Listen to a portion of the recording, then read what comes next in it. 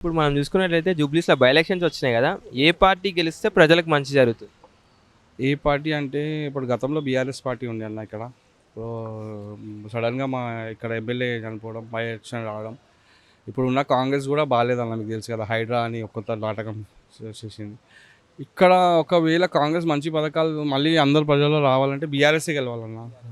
So, ఇక్కడ BJP గూడా ఉంది గదన్న! ప్రజలేమైనా బీజేపీ వైపు మొగ్గు చూపే అవకాశం ఉందంటారా? ఇక్కడ బీజేపీ పట్టే అంత లేదన్న నార్మల్‌గా నేను తిరుగుతాం కదా! నార్మల్‌గా బీజేపీ వాళ్ళు ఎప్పుడు రాలేదు, చేయలేదు.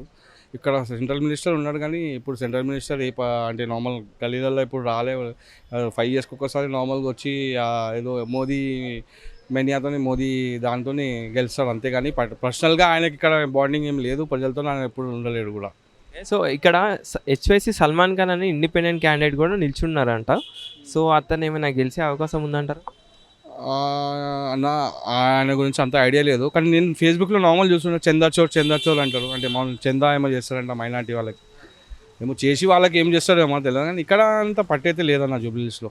సో, ఫైనల్‌గా గెలిచే జూబ్లీస్‌లో బీఆర్ఎస్ పార్టీ అన్న 100%. అన్ని 6 గ్యారంటీలు అమలు కావాలంటే కంపల్సరీ బీఆర్ఎస్ రావాలి. ఎందుకంటే వీళ్ళకి నార్మల్‌గా ఏమైంది కాంగ్రెస్ వాళ్ళకి వచ్చినాం కదా, గెలిచినాం కదా, ఏదో ఏం కాదు అందరు ప్రజలు మాతోనే ఉన్నారు. కానీ పాపం లేడీస్కి చూడండి జాబ్ కార్డ్ మేము యువత జాబ్ కార్డ్ ఇచ్చిండు. అది చేస్తా ఇది చేస్తా అన్ఎంప్లాయ్మెంట్కి అది చేద్దాం ఇది చేద్దాం ఏముందన్న ఏం లేదు.